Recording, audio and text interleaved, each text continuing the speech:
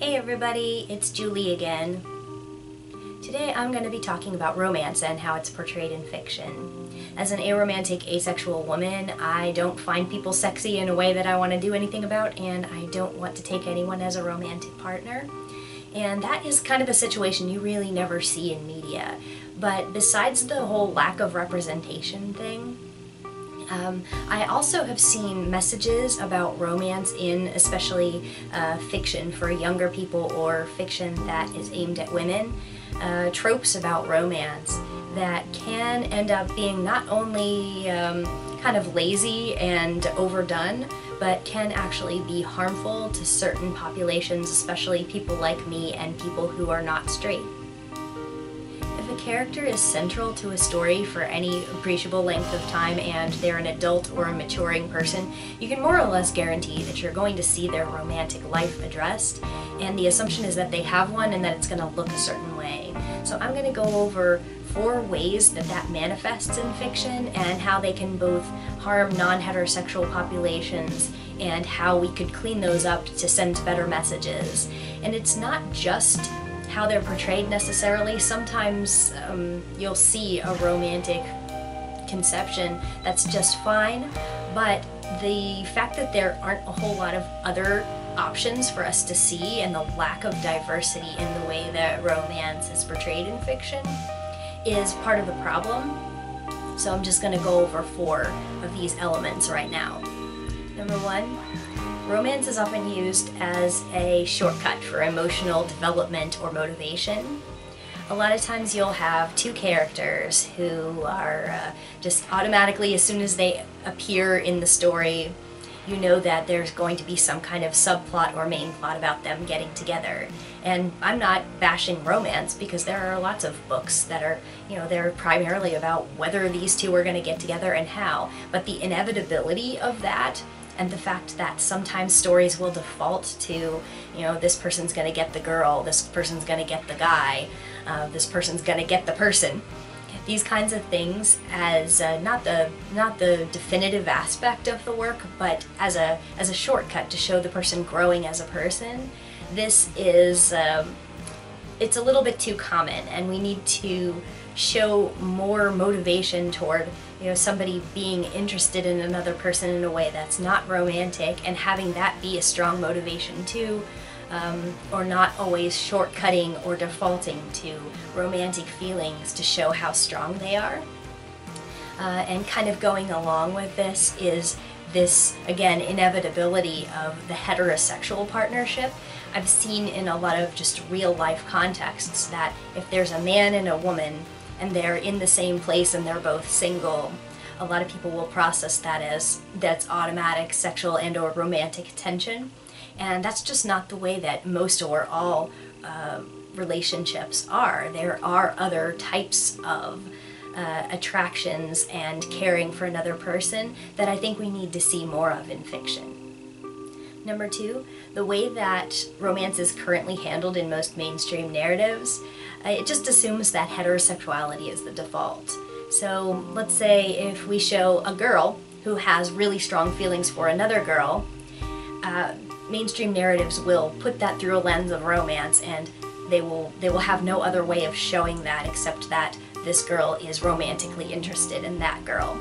And usually, if it's not kind of a niche market, that will be portrayed as not only one-sided, but creepy and inappropriate. But then as soon as we see a guy and a girl, we're going to assume there's going to be some kind of attraction going on, and it's going to be a romantic kind of attraction.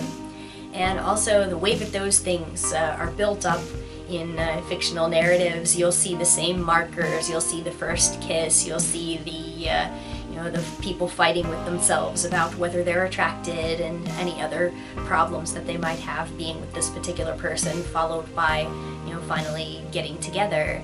And of course, if you have one character of one gender and then multiple people of another gender, you're going to assume that there's going to be some kind of competition to get the person of the individual who is of the gender that is less common in the fictional context. If there's a girl and then there's 2 guys, you're going to assume that those 2 guys are going to fight over her.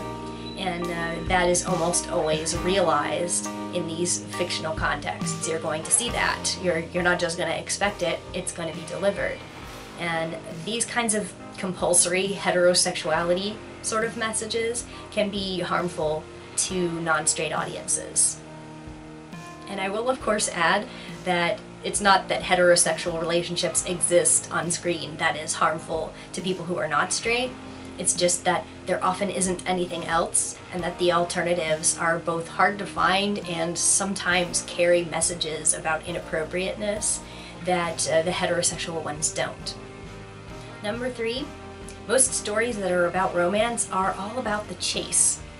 They will show the person pursuing the other person, or, like I said in the last point, people struggling with some of the problems about getting together. And then they will show that the characters have achieved the relationship that they want, and it's a happily ever after or happy for now kind of situation, may or may not end with a wedding, and then that's it. And we kind of focus on the infatuation and the passion and all those really exciting beginning of relationship things, but we don't show how the relationship after a certain phase of infatuation and obsession, really, that can feel really good between these couples. We don't show how it kind of settles down into a more companionate love, and the reason that this is so important to people like me is that married couples who have been together for a long time, or people who are not married but have a companion kind of relationship, a life partnership, they tend to have a relationship that, yes, it retains elements of romance, but it also has a lot of the same things that you will see inside of family relationships and or very deep friendships, or just very, the same things with non-romantic relationships that hold those relationships together. And I think that what ends up happening is, and not only does this provide no real alternatives for people who don't want to see long-term relationships being only romantic and that's the only way you can access that, but it also makes it so that people who do want those relationships and who do plan to marry their significant other or are currently married to their significant other, it sends these unrealistic messages about how romance is supposed to continue to feel as it matures and as it becomes a long-term relationship. So I think that I've seen a lot of people in my life starting to get worried about whether their relationship is still passionate enough, or whether they're still attracted to each other because it doesn't feel like it did when it was new. And they're always looking for ways to spice it up and bring in more excitement. And that's not necessarily needed for you to continue to develop a deep love. So this can send bad messages to people like me, as well as people who want more traditional relationships. And then finally, number 4, the fixation on romance as like the pinnacle of what is possible for a human being to feel tends to devalue non-romantic relationships. And this is a very big problem for people like me, because what will end up happening is, if you want to take a shortcut to showing how important somebody is to somebody else between characters in a fictional context, what you usually have to choose from is you have a romantic relationship or you have family. And so you'll have family kind of shortcuts, and you'll say that this group of friends, they're not just friends, they're the band of brothers, they're the sisterhood of the traveling pants. You'll start using these family terms, and that's not necessarily wrong, but those groups are also friendships. They can feel like family, and you can use words that are associated with family. But at the same time, I think what that ends up doing is contributing to this idea that friendship is always lesser. And that's why you see so many people talking about their maybe even very close friendships with phrases like, oh, there's nothing between us, and always just constantly sticking the word just in front of friends. Friendship doesn't need to be lesser than a family relationship or a romantic relationship. It is one of the strongest bonds that you can have with another person. And as a person who, I have family and I also have friends, but I don't have romantic relationships, I find my friendships to be really, really important. And I'm really tired of seeing friendships always being put on a different level, always a lower level than romantic relationships. And individuals can say, you know, hey, my romantic relationship is my most important relationship and that person is my best friend, etc.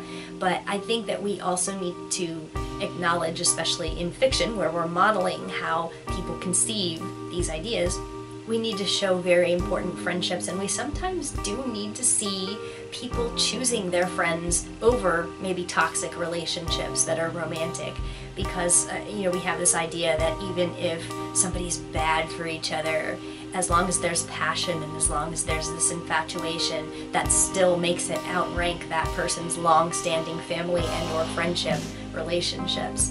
And I think we need to see less of that in fiction, and I think that we need to see more important friendships between characters that are not constantly focused upon as being lesser than a romantic relationship. Okay, so that about wraps up what I want to say about romance, and everybody keep writing, keep reading, and we'll see you next time.